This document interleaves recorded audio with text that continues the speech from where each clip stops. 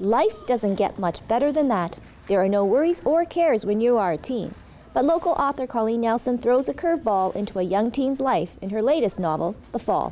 So Ben is a skateboarder, which is why being here is very apropos, and he witnesses the death of a boy when he's out with two other boys as well. So the three of them have to deal with what happens. The Fall takes us on a journey with all three boys as they find their own way of dealing with death and grief. And it is something that hit home for the former school teacher. The idea for The Fall came because when I was teaching, there was actually a boy who passed away, and I witnessed how the students grieved.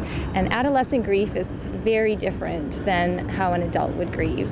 And I thought that would be a really wonderful way to connect with young people and give them a story, especially boys. It's so hard to find books that boys are going to get excited about reading. Nelson is a busy mother of two young boys and a 19-year-old stepson, and over the years has made some very interesting observations about teens, especially boys. I do find with boys they bury their feelings, and that was one of the other issues I hope I got across in the book, was that boys internalize things. They are not verbal like a girl. So instead of talking to people about how they're feeling, they are going to hide in their room.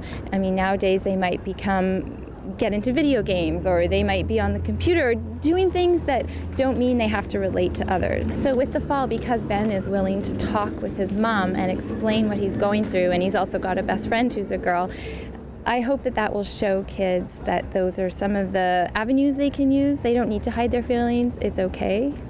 The Fall was a hard book to write for Nelson. She often bumps into her former students that still live in Winnipeg.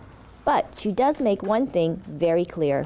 This isn't a book about them. This is just a book based on what I saw.